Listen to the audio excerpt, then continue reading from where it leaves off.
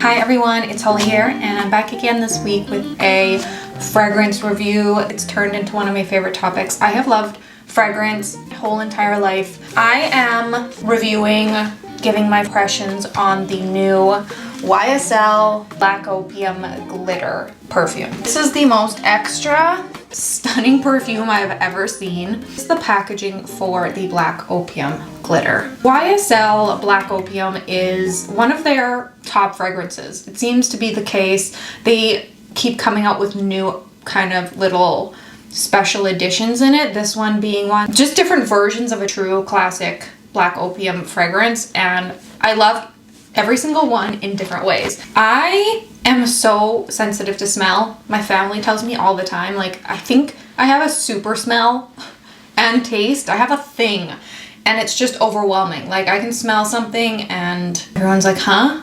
And it just puts me off. I'm very sensitive to smell, but when I have a good smell around me, I'm just in the best mood ever. So I always curate my home and space around me to be smelling good.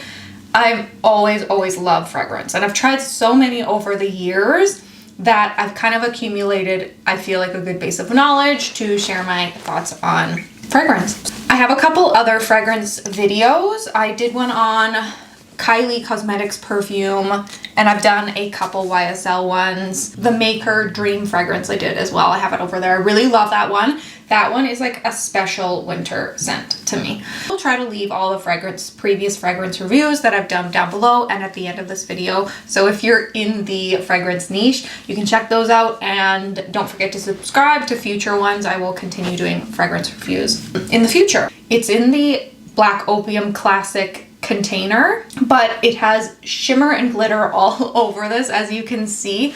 So this is gonna look stunning on a vanity. I'm gonna spray it on me. I have a turtleneck on today, so I'll read the kind of card that explains it. Introducing the new Black Opium Eau de Parfum Glitter, sexy glitter, fluffy pleasure, which that's an interesting tagline.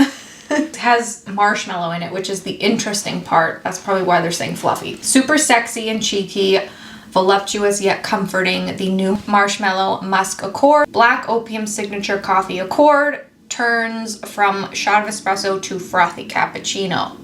Interesting. Crunchy and juicy. I like how they're using different descripting words in their description of the fragrance. That's interesting. A sweet fleshed pear accord is glammed up by glittering green mandarin from Italy. They're really using their words here. I like it. Velvety and lush, the floral heart matches two sublime orange blossoms captured in the Querca Community Gardens in Morocco. So the explanation is elaborate. Basically, from reading that, the impression I get is it has that coffee accord, which the classic Black Opium does. All of them kind of have that. And it's supposed to have some fruit. It's supposed to have some floral in it, which I do find they all do in different ways. But the interesting thing is the marshmallow, described as a fluffy marshmallow musk, which I find interesting. I never really thought of marshmallow and musk being in the same category or two words that I would put together.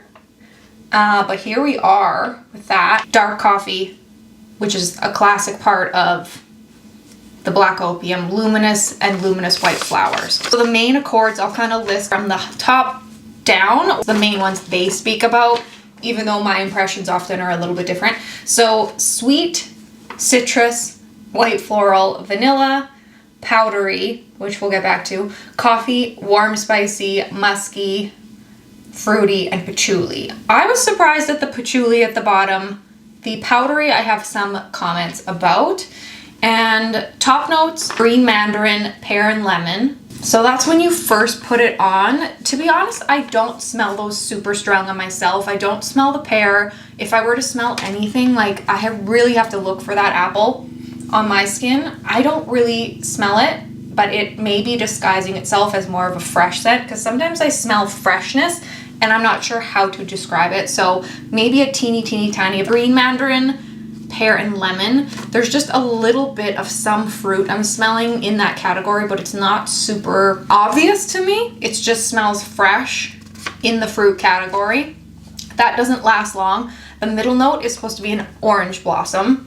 So that's kind of what stays on the next longest amount of time. Again, it's kind of mixing in like I smell a little bit of fruitiness, but the actual orange doesn't pop out to me particularly.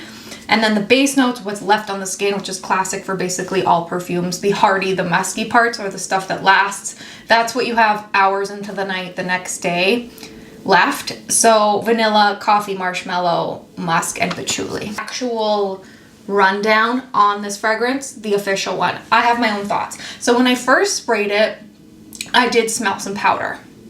I kind of was like, that is the difference between some of the other fragrances, some of the other black opiums. It's got a little bit of powderiness to it. So I know that's, sometimes I'm a little iffy on powdery perfumes. I have to see how it sits on my skin and if that powder lifts or if it stays on, because powder scents tend to bug me if I smell too much powder or I think of a grandma or something like that. So, and I want my scent to be like sexy and make me feel confident and happy and energized. So I obviously tested it out. That powderiness does go away. It's kind of one of the middle notes, so that makes sense. It's not super strong. The powderiness and that, I do smell that little bit of patchouli, even though it's last on the list. It kind of goes in with the powdery vibe, I want to say.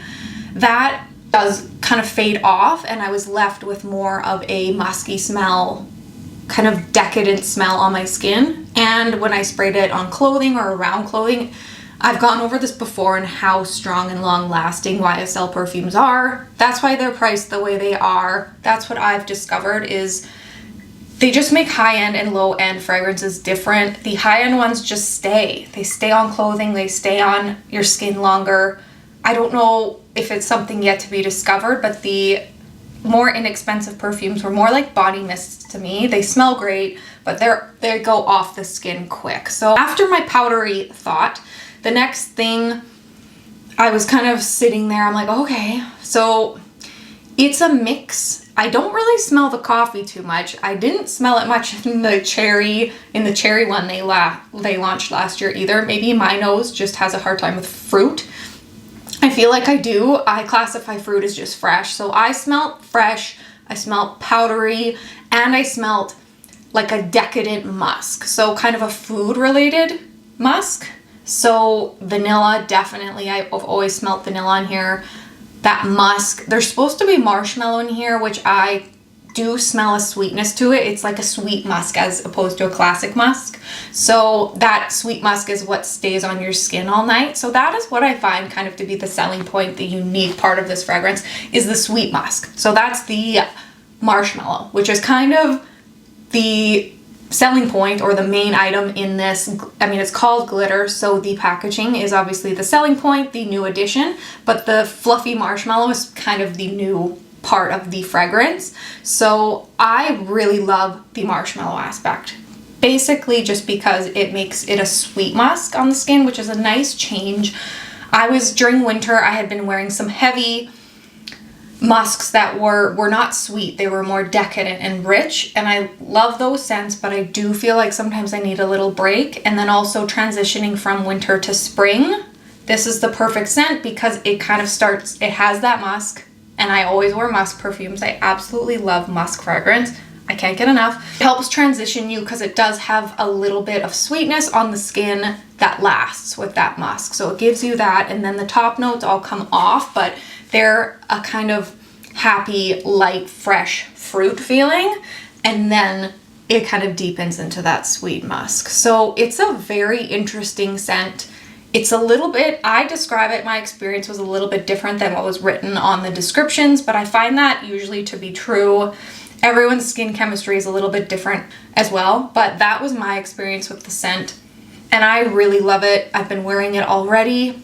Perfect for this time of year. It's feminine at the same time as having that deep musk to it. I love that they balance that out. Kind of mixes things up a little bit in the musk category, which is my favorite category. And I love florals. Floral and musk is my vibe with fragrance. So this just, all of these black opium ones fall underneath that. It's my favorite combination.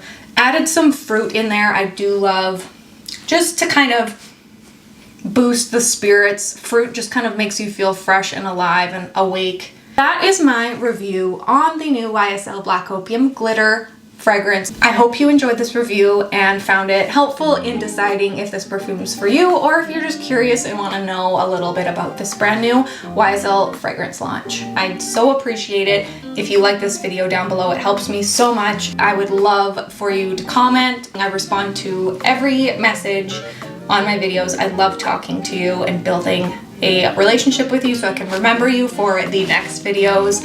And don't forget to subscribe. Again, I would love that so you can keep coming back and watching my other fragrance videos and maybe discover some others in the beauty style category that you might like as well. And don't forget to head over to Instagram and follow me over there at the same handle. I post all about makeup, beauty, style, full fashion posts with beauty breakdowns. As always, I hope you have a wonderful week and I'll see you next time.